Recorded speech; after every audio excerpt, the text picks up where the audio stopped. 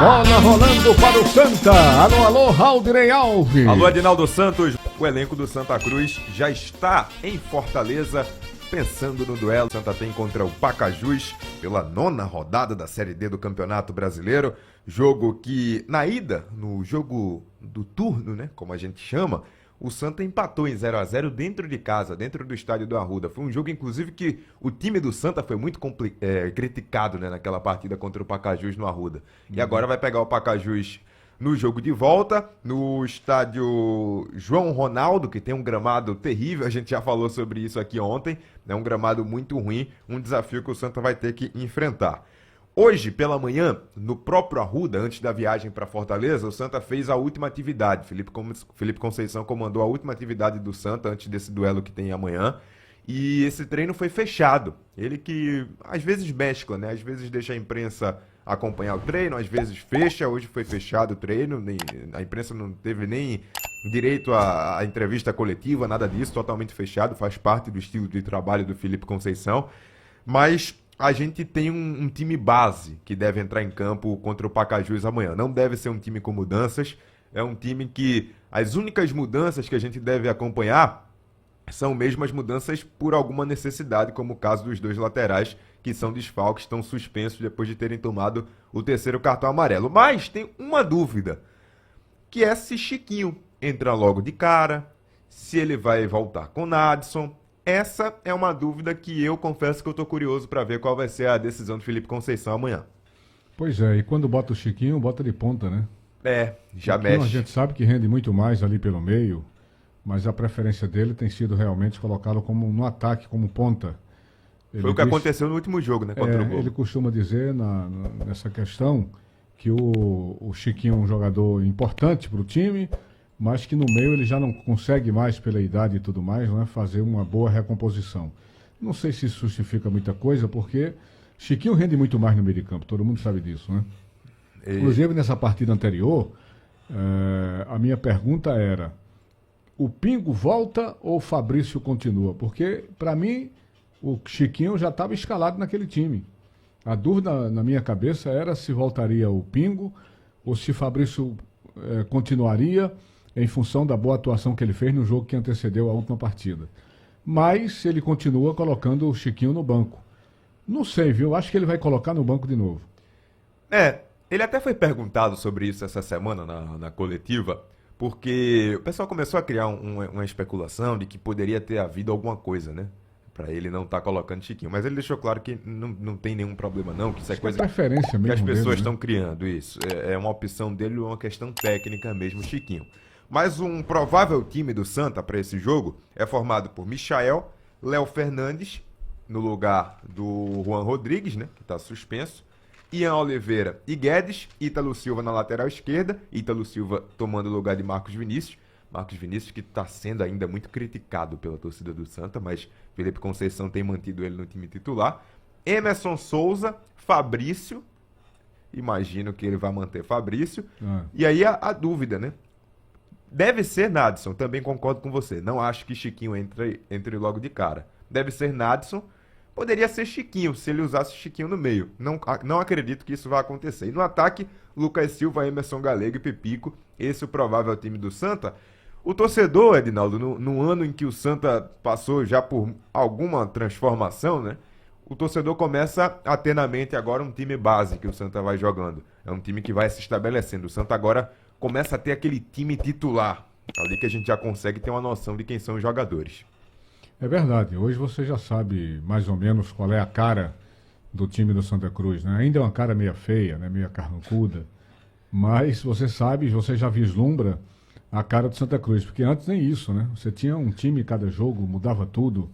Agora não, agora você tem uma formação, só não vai ser a formação natural nesse jogo, como você disse, em função da necessidade da substituição, né? Os dois laterais não jogam, estão fora, então ele coloca o Léo Fernandes e o Ítalo Silva. Os dois laterais estão fora por suspensão e me chamou a atenção a lista de pendurados para esse jogo de amanhã que o Santa tem contra o Pacajus. É mesmo? Diz aí. Léo Fernandes, Ítalo Melo, Anderson Paulista, se for relacionado, Anderson Paulista não tem sido relacionado, Ítalo Henrique, mas ó, Pipico tá pendurado, Galego também tá pendurado e o próprio Felipe Conceição. Se tomar cartão amarelo vai ser o terceiro e fica suspenso. O Anderson Paulista, ele deve ser relacionado, ele não está sendo utilizado, né? No time titular, né? Mas ele não foi nem relacionado nesse último jogo, não. Não Dos foi? últimos jogos, na verdade. Eu não sei precisar a quantos jogos, mas já faz algumas partidas que ele não está sendo nem relacionado. É verdade, você nem lembrou indo pro bem. banco. Lembrou bem, está encostado mesmo, hein? Por isso essa dúvida. Mas ele tá pendurado. Então o Santa tem ali, ó, Pipico e Emerson Galego, os dois no ataque. E o próprio Felipe Conceição pendurado também. É uma lista que eu achei maior do que o habitual. Geralmente a gente pega essa lista de pendurados antes de um jogo. E é uma lista grande, o Santa precisa tomar cuidado com isso nessa partida. Do time que está jogando como titular, os pendurados são Pipico e quem? Pipico, Emerson Galego e Léo Fernandes, né? Que vai jogar na lateral direita. Aham. E o treinador também, né? Treinador é sempre titular, tá sempre ali no banco de reserva. Pipico naturalmente mantido, né? Saiu chateado na substituição da partida anterior. Mas é aquela história, rapaz. Eu também não teria tirado o Pipico. Até a gente comentou isso aqui ontem. Não teria tirado o Pipico, que é um cara que de repente pode fazer uma jogada ali, um gol, se bem que ele está devendo. Já faz algum tempo que Pipico não faz gol. Pipico não faz gol desde quando? Você sabe dizer? Não? Já faz um tempo, né? Posso procurar aqui. Porque ele precisa realmente voltar a marcar. A gente sempre comenta isso aqui. Centroavante tem que fazer gols. Tem que fazer gols. Ele saiu chateado, uma chateação natural de jogador que é titular, de jogador que está jogando sempre de frente e permanecendo como titular no time.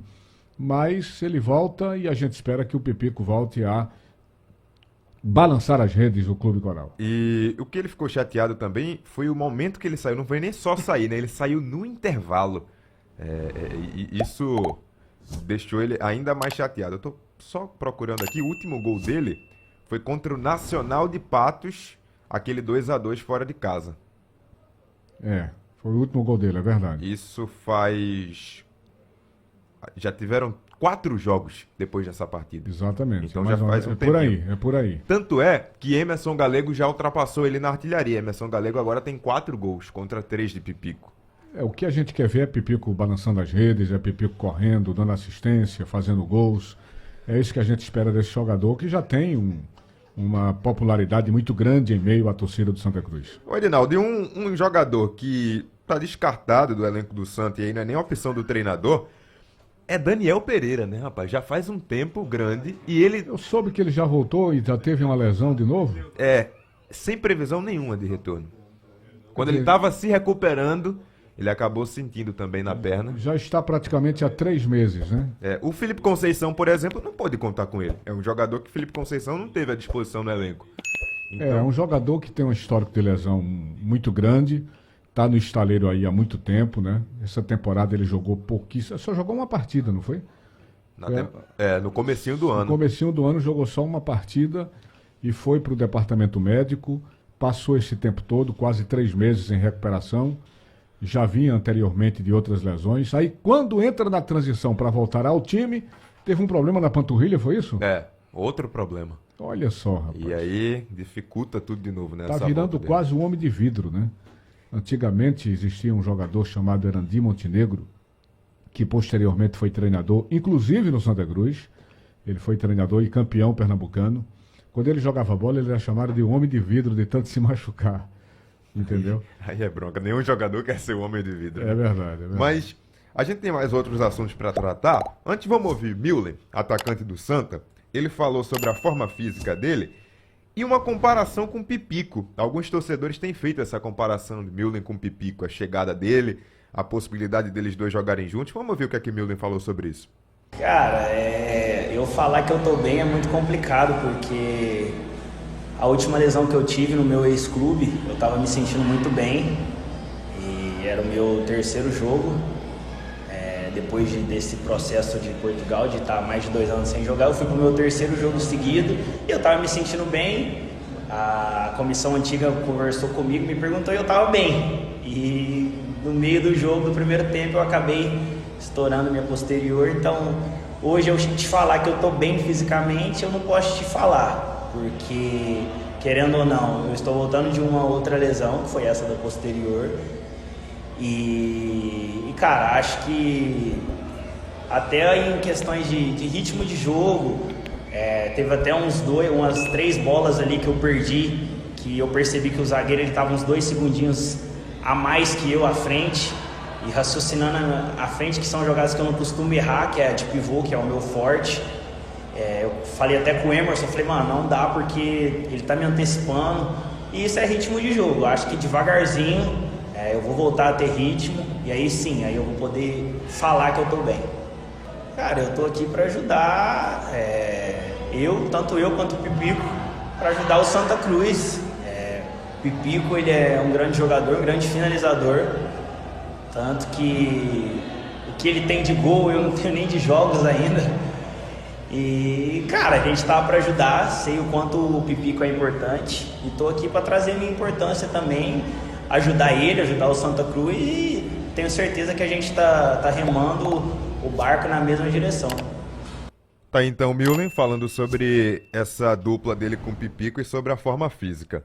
O Santa vai agora, Edinaldo, pro jogo da 9ª rodada da Série D. O Santa, no ano passado, depois da 8ª rodada, estava na 4ª posição com 11 pontos. Hoje o Santa é o primeiro lugar no grupo e tem 17 pontos. Então, aquilo que a gente fala que esse time parece mais confiável do que o time do ano passado, se reflete nos números. O Santa está bem melhor do que a campanha que fazia até essa altura do campeonato no ano passado. Em termos de classificação, não tem o que se discutir. O time cresceu, ganhou pontos importantes.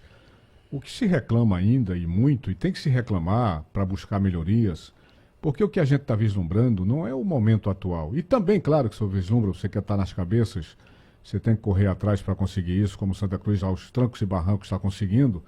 Mas a questão do rendimento deixa aquela dúvida para as fases mais difíceis da competição.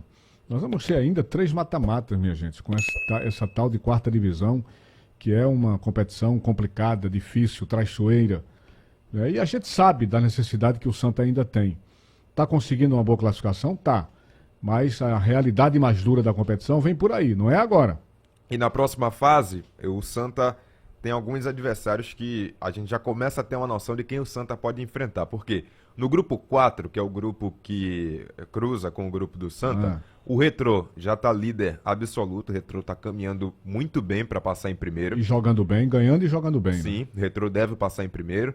Aí hoje, sem dúvida, na minha opinião, é um time melhor que o Santa Cruz. Tem o Bahia de Feira na 2ª posição. E aí vem as equipes que o Santa passando em primeiro ou segundo pode enfrentar Jacuipense, Sergipe, Asa de Arapiraca, Atlético de Alagoinhas também está na briga, Cruzeiro de Arapiraca. Está na média do que foi feito até agora, né? Com comparativo com os clubes. Nessa próxima fase, o ponto que eu quero trazer é esse. Pelo menos nessa 2ª fase, o nível ainda não deve subir tanto. Deve ser o nível que o Santa já está enfrentando. Exatamente. Então, as mais fortes virão posteriormente. Nessa primeira parte aí, os clubes são praticamente no mesmo nível dos clubes que o Santa Cruz tem enfrentado até agora. Não há nada de excepcional, muito pelo contrário, né? Sergipe... Hoje o Santa enfrentaria o Sergipe. Sergipe, né? Que era primeiro e quarto. Desses que você relacionou aí, o Retrô é que passa a ser o grande adversário. Porque está jogando muita bola, né? Está jogando bem, está ganhando e tendo boa classificação e bom rendimento, né? Isso. O Retrô que o Retrô tem essas duas coisas. Já foi adversário do Santa na Série D do ano passado e o Santa acabou superando, mas foi um adversário difícil. Vamos ver como é que se desenrola esse ano.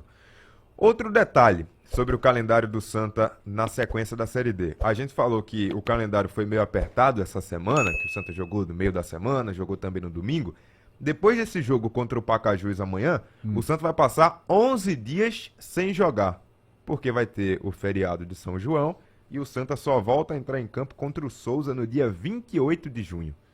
É um espaço longo, bom, para você treinar mais o time, corrigir os defeitos do time.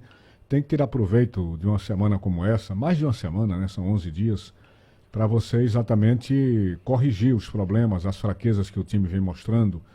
E corrigindo esses defeitos, você vai ter um time, evidentemente, muito mais forte. Vamos aguardar.